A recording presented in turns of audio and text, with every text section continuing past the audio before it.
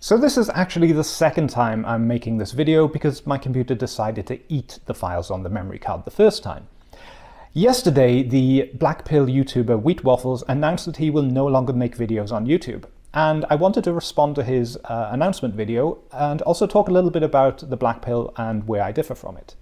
So the Black Pill is a movement that says that the primary determinant in your dating and relationship success is your looks. And this includes things like height, facial structure, ethnicity, and in the data you do see that women have preferences for these. You know, most women marry men who are taller than them. You have women who will say just completely outright that they won't date men below a certain height.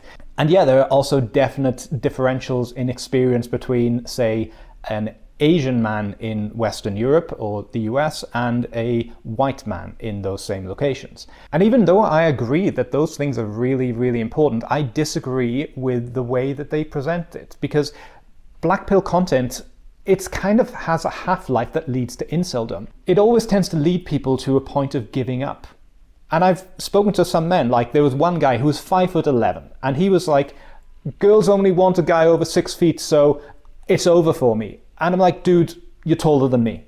And I don't have problems because, well, maybe things would be better if I was 6'5" and looked like Jason Momoa, but I make the best with what I have. And this is what every man has to do. And I think the problem with Black Pill content is it leads men to just give up, to say everything that matters is outside of my control, so there's nothing I can do about this. In one section of the video, Wheat Waffles goes into the confirmation bias of YouTube viewers. Before I even uploaded this video, I knew it'd easily get 100k views, because I know most people on YouTube are seeking confirmation bias for the paths they've taken in life, for whether or not they've chosen these paths or had been forced to take them. And in the case of this video, I know there are an insane number of lonely, sad men out there who are upset about the direction their dating life is heading. Many at no fault of their own, because they've been dealt a terrible starting hand such as poor facial attractiveness, short height, balding, etc. However, when these men see a video like this, they think, wow, this looks great. 5 reasons why the path I was forced to go down is actually the better path compared to the one I instead wanted to take. This is confirmation bias at its finest. Whereas a solution-based video such as 50 choosing signals showing she likes you gets half as many views. 50 choosing signals. That sounds like a lot of information to remember. I just want to chill out and relax, binge some dopamine, not actually put effort into improving my life. So I think I'll watch a video on why men should walk away from dating instead. And I think that's really ironic because this is exactly what Black Pillers do. I mean, it's kind of what everyone does, so I don't blame them for this, but they're kind of not seeing that their entire movement is a manifestation of confirmation bias, that they have had negative experiences with women, that they find it difficult, and so it must all be outside of their control, that they don't do the things that they could do in order to improve their chances. I mean, there are some who do. There are some who says, yes, looks are the most important thing, but work on what you can do. And I think Wheat Waffles has also done this. I haven't watched a lot of his content, to be honest. I've watched a fair amount, but I really get this because the videos that did best on my YouTube channel were not the ones that said, here's a way of improving your life, but the ones that said, here's a problem. And most people don't stay to watch to the end where I give possible solutions to those problems. By and large, people would rather complain about their lives and pretend that there's nothing they can do than to make the changes, the small habits every day that would improve something. And then they build a story that the choices that they took were the most virtuous, were the most reasonable. And they make fun of people who make different choices. You get a lot of rhetoric from unfit people saying that people who go to the gym are all narcissistic or all really stupid. And actually, that's not been my experience at all. There are many people who know a lot about science in order to know how to effectively exercise. They tend to be really supportive people who are trying to encourage other people to make the best of their lives. And so they build an image so that they never have to deal with the reality.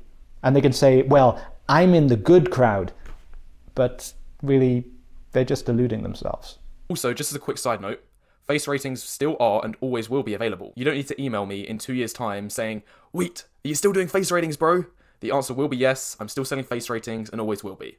You know, I find it quite amusing that people pay for this face rating service because you're essentially paying someone to say, your face is a 6 out of 10, there's nothing you can do about this and this and this, maybe you can do something about that.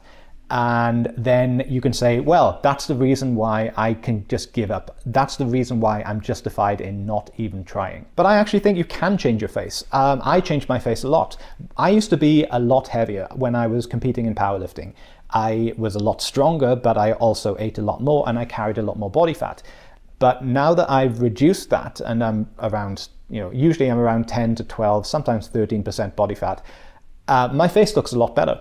Like my cheekbones, you can see I have less here. I mean, now I've got a beard, so it's a little difficult to see. But honestly, my face probably gained a point through just having less body fat. But many people who say, well, I just don't have the right bone structure for it, they're not going to even try. They're going to just stay with the excess body fat because they're like, well, what's the point of even trying? If I didn't sell anything, I'd be making minimum wage from this platform, and in which case I'd rather work at McDonald's than busting my arse, doing 60 hours per week in my room, straining my social life and possibly physical health too, all for a non-guaranteed income. What's the stigma against only YouTubers selling stuff? Think about this for a second. If you go to a restaurant, you order food, the chef cooks the food, the waiter delivers the food, you eat the food, your table gets cleaned, and then when the bill comes, do you complain to the waiter and say, "So it was only about the money all along. You only prepared me this meal for money. How disgraceful." Do you realise how ridiculous that sounds when you complain about things like this? Despite me not agreeing with the principles of the face rating service, I think this was a really good point,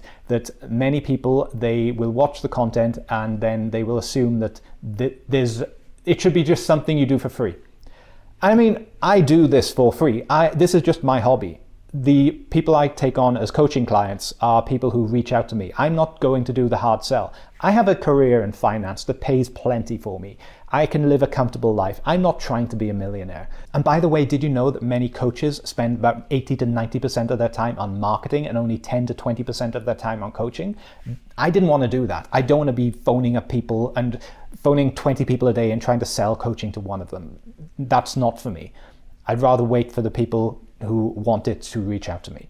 But in no other avenue of life are people expecting to get one thing after another, especially if it's personalized, for free. Overall, I think Wheat Waffles is an intellectual person. He put together a lot of information in order to make his videos, and he has some good discussions. I think his delivery is a little bit robotic. I mean, part of me, I don't want to be cruel to him because he's a young lad, but at the moment his delivery is kind of on, I'm from the same factory that Mark Zuckerberg came from. But, that can be improved. I started with scripts. I still use scripts now when I have an especially long video, when I've got a lot of very detailed information. But generally, I'm trying to move to a more personable, more speaking on the fly like this, which means I have a ton of editing to do. And I've not wearing my fucking microphone. So, there's pros and cons of everything. But I think this break from YouTube could do him some good. I mean, I think a lot of the times when he's making his arguments, he's relied on things like dating app data, which doesn't really always represent real life. Like, according to dating apps, I should be screwed. I'm a 5'8" brown guy living in Europe. I should not have had success with women. I did, and by the way, I'm 40. So the last few years, I shouldn't have had the success with women I've had if all the BlackPill stuff was true. And I hope some extra life experience gives him some new perspectives and a few new data points that might bring some questioning and some nuance to his views. In the end, he's a bright lad, he's got a great future ahead of him, and I wish him all the best. Anyway, if you liked this video, please leave a like, and if you want to comment, please go ahead. I'll try to be as engaged with them as I possibly can. Thanks for listening.